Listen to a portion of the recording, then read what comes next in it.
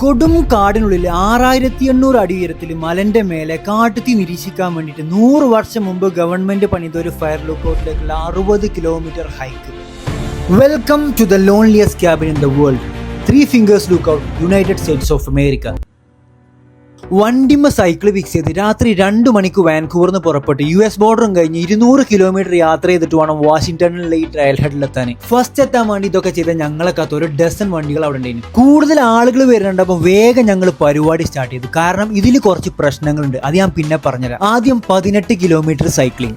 മെയിൻ്റനൻസിന് വേണ്ടിയിട്ട് ഈ ക്യാബിൻ അടച്ചിട്ടിരിക്കുന്ന അവസാന ഡേറ്റിലാണ് ഞങ്ങൾ ഈ പോകുന്നത്. അതുകൊണ്ട് തന്നെ ക്യാബിൻ തുറന്നിക്കണമെന്ന് നമുക്കൊരു ഐഡിയ ഇല്ല. ഇനി തുറന്നാൽ തന്നെ 8 ആൾക്കേ അവിടെ താമസിക്കാൻ പറ്റുള്ളൂ. പക്ഷെ 8-ൽ കൂടുതൽ ആൾക്കാർ ഓൾറെഡി ഞങ്ങളെ മുമ്പിൽ അങ്ങോട്ട് പോയിക്കൊണ്ട് നിൽക്കുന്നുണ്ട്. ഓരോ മുന്നിലെത്തണം, അല്ലാന്നുണ്ടെങ്കിൽ ഈ രാത്രി തന്നെ അങ്ങോട്ട് തിരിച്ചു വരല് ഭയങ്കര ഡേഞ്ചറസ് ആണ്.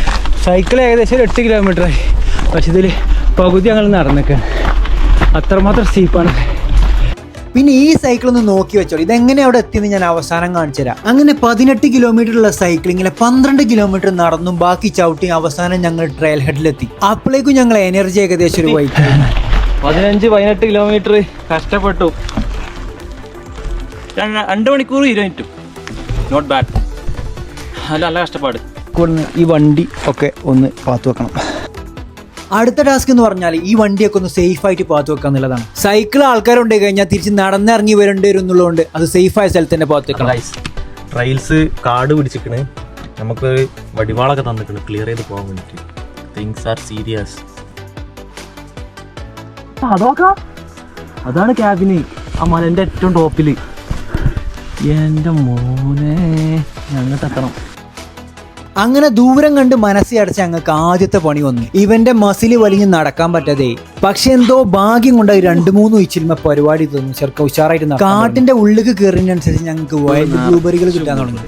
ഇവിടുത്തെ കാടുകളുടെ ഉള്ളിലേക്ക് എത്രമാത്രം നമ്മൾ പോകണോ അത്രമാത്രം നല്ല വൈൽഡ് ബ്ലൂബെറികൾ നമുക്ക് കിട്ടാൻ തുടങ്ങും. പക്ഷെ ഒരു കാര്യം, നല്ല ബ്ലൂബെറി കിട്ടുന്നിടത്ത് നല്ല കരടികളും ഉണ്ടാവും. നമ്മൾ ഏകദേശം ഡെസ്റ്റിനേഷനിൽ എത്തിയിട്ടുണ്ട്.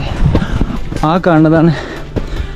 അങ്ങനെ നടന്ന് ഞങ്ങൾ ആദ്യത്തെ സ്റ്റോപ്പ് എത്തി. ഇതാണ് ഗോഡ് ഫ്ലാറ്റ്സ്. ഇവന്റെ വലത്തെ ഭാഗത്തുള്ള 3 കൈവിലകൾ പോലെ തോന്നിപ്പിക്കുന്ന മൗണ്ടൻ ആണ് 3 Fingers. അങ്ങനെയാണ് ആ പേര്. ഞങ്ങൾ ഇവിടെ കുക്ക് ചെയ്യാനായി പ്ലാൻ, പക്ഷേ ആൾക്കാർ മുന്നിൽ പോയിക്കൊണ്ട് നിൽക്കുന്നുണ്ട്. അപ്പം ബാക്കിലുള്ള ഞങ്ങൾ ഓവർടേക്ക് ചെയ്യണ്ടെന്ന് എഴുതിയിട്ട് മുകളിൽ കയറിയിട്ട് മാത്രം കുക്ക് ചെയ്യാൻ എഴുതി നിൽക്കണം. ഗോഡ് ഫ്ലാറ്റ്സ് കഴിഞ്ഞ് കഴിഞ്ഞാൽ പിന്നെ തമാശകളില്ല. ഇനി അങ്ങോട്ട് ഈ മൗണ്ടന്റെ റിയൽ ഫേസ് ആണ് കാണാൻ പോകുന്നത്. ഇനി ഞങ്ങൾക്ക് ആ പടം 4 കിലോമീറ്റർ ഉള്ളൂ. അതിൽ സ്റ്റീപ്നെസ്സിലേക്ക് വലിഞ്ഞു കയറണം, ഭയങ്കര താഴ്ചയ്ക്ക് ഇറങ്ങും വേണം. പക്ഷെ കയ്യിലുള്ള വള്ളം പോലും തീർന്ന ഞങ്ങൾക്ക് അതൊരു വലിയ ടാസ്ക് തന്നെ. ഇനി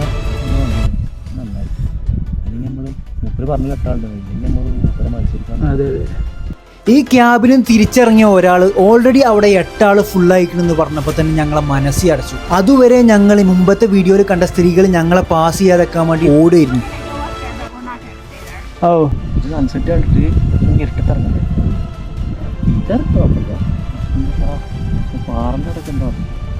അങ്ങനെ ഞങ്ങളും ഓരെ പോലെ തിരിച്ചിറങ്ങാൻ നിൽക്കുമ്പോഴാണ് വേറൊരു ന്യൂസ്. ഇതുവരെ അവിടെ മുകളിൽ 8 ആൾക്കാരുണ്ടെന്ന് പറഞ്ഞേ, പക്ഷേ ഇപ്പോൾ അവിടുന്ന് മുകളിൽ നിന്ന് 2 ആൾക്കാർ പോകുന്നു.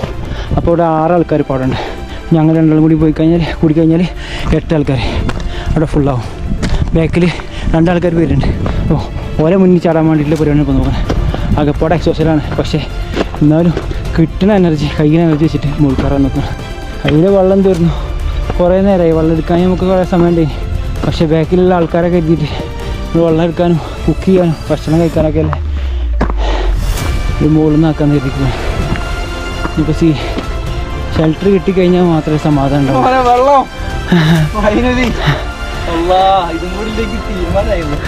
ഇതൊക്കെ കഴിഞ്ഞ് ഒരു കടമ്പ് കൂടി ഉണ്ട്, സ്നോ.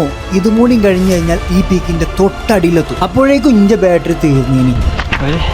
20 മീറ്റർ നടക്കും, സ്റ്റോപ്പിടും. പിന്നെ 20 മീറ്റർ നടക്കും, പിന്നെ സ്റ്റോപ്പിടും. അതാണ് ഇപ്പോഴത്തെ അവസ്ഥ. അവസാനം 400 മീറ്റർ ഇതാ ഈ കുന്ന് കയറി കഴിഞ്ഞാൽ നമ്മളെ സ്ഥലത്തി അവസാനത്തെ പുഷാണ്. അങ്ങനെ ഫൈനലി ഞങ്ങൾ ഈ ക്യാബിനിക്കുള്ള ലാഡറും എത്തി. അങ്ങനെ അമേരിക്കയിലെ തന്നെ മോസ്റ്റ് ഹിസ്റ്റോറിക് ക്യാബിനിന്റെ അവസാന ചവിട്ടുപടികളിൽ ഞങ്ങൾ എത്തി. ഞങ്ങൾ 1 വർഷം മുമ്പ് കണ്ട സ്വപ്നം യാഥാർത്ഥ്യമാകാൻ പോവുകയാണ്. നമ്മൾ കഷ്ടപ്പെട്ട ഒരു സംഭവം നേടിയിട്ടുണ്ടാവുന്ന സന്തോഷമില്ല, അതിന്റെ ബാക്കിലാണ് ഞങ്ങൾ. ഇതാണ് ആ സഞ്ചാരികളുടെ സ്വപ്നമായ 3 Fingers ക്യാബിൻ. അവിടെ എത്തിയ എക്സൈറ്റ്മെന്റ് നമ്മൾ തീർത്തത് അവിടുത്തെ നമ്മൾ പലഹാരം കൊടുത്തിട്ടാണ്. It was great. I like it. It was really good. Oh yeah. 1930 കാട്ടുതീ തടയാൻ വേണ്ടിയിട്ട് ഫോറസ്റ്റ് ഡിപ്പാർട്ട്മെന്റ് ഇവിടുത്തെ ഏറ്റവും ഉയരം കൂടിയ മലയിൽ ഒരു ഫയർ ലുക്കൗട്ട് പണിതു. പിന്നീട് ടെക്നോളജി മാറി ഇത് ഉപയോഗിക്കാതെ വന്നപ്പോൾ ഇവർ ഇത് സഞ്ചാരികൾക്കായിട്ട് തുറന്നു കൊടുത്തു. ഓക്കെ ഗൈസ്, സ്കിപ്പ് ചെയ്താണ് പെട്ടെന്ന് ലഞ്ച് അടിക്കാൻ പോവാണ്. What's in the menu? Shrimp curry with rice. 10 മണിക്കൂർ കഷ്ടപ്പെട്ട് ഹൈക്ക് ചെയ്തതിനുള്ള സമ്മാനമായിരുന്നു ഈ തണുത്ത കാട്ടിൽ ഞങ്ങൾക്ക് അന്ന് കിട്ടിയ സൺസെറ്റ്. ഇവിടുന്നുള്ള വ്യൂ 360 ഡിഗ്രി മലകൾ, ഭംഗിയായ വ്യൂ. രാത്രി ആയപ്പോൾ തന്നെ എല്ലാവരും കടക്കാനുള്ള പരിപാടി നോക്കി. എല്ലാവരും ക്ഷീണിച്ചിരിക്കുകയാണ്. പിന്നെ നാളത്തെ സൺറൈസ്, അത് വലിയൊരു പ്രതീക്ഷയാണ്. പിറ്റേന്ന് രാവിലെ തന്നെ ഞാൻ നീച്ചുമ്പോഴേക്ക് എൻ്റെ മുമ്പിൽ സൂര്യനെ കാണുമ്പോഴൊക്കെ റെഡിയായി നിൽക്കണ്ടേനി. നിങ്ങളൊന്ന് ആലോചിച്ച് നോക്കി, ഒരാൾ രാവിലെ നീക്കുമ്പോൾ തന്നെ ഈ ഒരു കാഴ്ച കാണുമ്പോൾ ഉണ്ടാവുന്ന പോസിറ്റീവ് എനർജി. അതേക്ക് വാൻകോവറിന്റെ ഔട്ട്ഡോറിന്റെ വക ഒരു കാപ്പിയും കൂടി ആയപ്പോൾ കംപ്ലീറ്റ് ആയി. സൺറൈസ്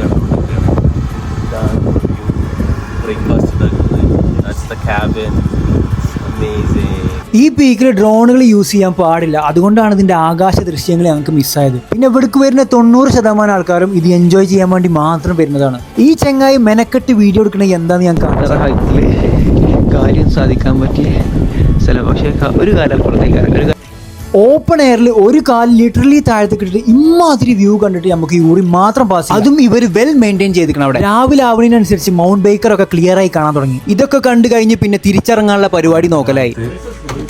ഇവിടുത്തെ ഫോറസ്റ്റ് ഗാർഡ് ഫയർ നോക്കിയിരുന്ന മാപ്പാണിത്. എവിടെയാണ് ഫയർ നോക്കുന്നത്? എല്ലാ ഈ ഏരിയ മൊത്തം ഉണ്ട്. ഹൈക്കിംഗ് ഒരു പാഷനായിട്ട് എടുത്ത കുറച്ച് ആൾക്കാരാണ് അന്ന് അവിടെ ഞങ്ങൾ പരിചയപ്പെട്ടത്. വിന്ററിൽ 6 മാസം കഷ്ടപ്പെട്ട് പണിയെടുത്ത പൈസ കൊണ്ട് സമ്മറിൽ അവർക്ക് ഇഷ്ടപ്പെട്ടത് ചെയ്ത് ജീവിക്കുക, അതാണ് ഓരോ ഹോബി. എല്ലാം മടക്കി വെച്ച് ആ ക്യാബിനും കൂടി വൃത്തിയാക്കിയിട്ടാണ് നമ്മൾ തിരിച്ചിറങ്ങാൻ തുടങ്ങിയത്. 6800 അടി മല മുകളിൽ ഈ മഞ്ഞും കാറ്റും മഴയൊക്കെ പ്രതിരോധിച്ച് 100 വർഷത്തിന്റെ അടുത്തായിട്ട് ഈ ക്യാബിന് നിലനിൽക്കണമെന്നുണ്ടെങ്കിൽ ഇതിന്റെ പിന്നിൽ പ്രവർത്തിച്ച തലകളൊക്കെ ചെറുതാവില്ല. ഈ പെട്ടിയിലുള്ളത് ഫയർ ലുക്കൗട്ടിന്റെ എംപ്ലോയി രജിസ്റ്റർ ആണ്. ഇതിൽ പറയുന്ന അനുസരിച്ച് 1972 വരെ ഡെയിലി ഒരു എംപ്ലോയി ഇതൊക്കെ വാച്ച് ചെയ്യാൻ വേണ്ടിയിട്ട് ആ ഫയർ ലുക്കൗട്ട് താഴത്തേക്ക് ട്രാഷ് എത്തിക്കുന്നതിന് 3 ഫിംഗേഴ്സിന്റെ ഒരു സ്റ്റിക്കറും കൂടി നിന്നിട്ടാണ് ഇവിടുത്തെ വോളണ്ടിയർ ആയവൻ ഞങ്ങളെ പറഞ്ഞു വിട്ടത്. അങ്ങനെ ഇറങ്ങുകയാണ്.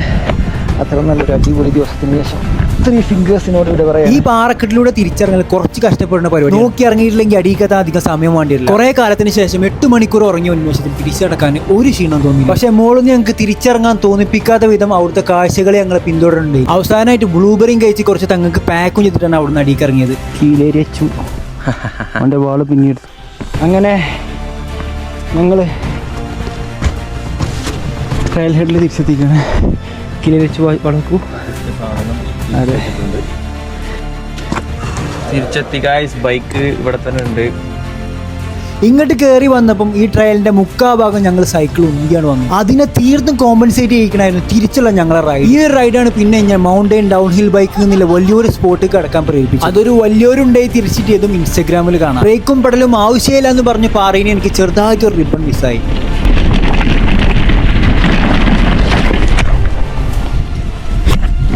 പറ്റിയോ? എവിടെ തട്ടി? ഹലോ, ഇവിടെ ഇവിടെ ജസ്റ്റ് ചളിയുള്ളൂ. ഓക്കെ, കറക്റ്റ് ഇവിടെ തട്ടി. കറക്റ്റ് എന്താ പറയാ, ഭയങ്കര ഡേഞ്ചർ. അതൊന്നും അതിനാണ് ഇവര് ഈ സാധനം വെച്ചിരുന്നത്. ഇവിടെ വാഷൗട്ടായോണ്ടേ. ഇപ്പൊ എങ്ങനെയാണ് ആദ്യത്തെ സൈക്കിൾ അവിടെ വന്നത് നിങ്ങൾക്ക് മനസ്സിലായില്ലേ? അങ്ങനെ ഞങ്ങൾ തിരിച്ച് വണ്ടിയിലെത്താനായിരിക്കാണ്. 10.5 മണിക്കൂർ എടുത്ത് ക്യാബിലെത്തി ഞങ്ങൾക്ക് തിരിച്ചെത്താൻ വേണ്ടി വന്നത് വെറും 6 മണിക്കൂറാണ്. നിങ്ങൾ ഹൈക്കിംഗ് ഇഷ്ടപ്പെടുന്ന ആളാണെന്നുണ്ടെങ്കിൽ നിങ്ങൾക്ക് ഇവിടെ എത്തിപ്പെടാൻ കഴിയുന്നുണ്ടെങ്കിൽ ജീവിതത്തിൽ ഒരു പ്രാവശ്യമെങ്കിലും എക്സ്പീരിയൻസ് ചെയ്യേണ്ട ഒരു ഹൈക്കാണ് 3 ഫിംഗേഴ്സ് ലുക്കൗട്ട്. പിന്നെ എപ്പോഴും 1-2 ആൾക്കാർ കൂടെ പോവാ. നിങ്ങളെ പരസ്പരം അറിയണ ഇതിനൊക്കെ കഴിവുള്ള ആൾക്കാരെ മാത്രം. 60 കിലോമീറ്റർ കഴിഞ്ഞിട്ട് അവസാനം വണ്ടി കയറുന്ന ഒരു ഫീല്.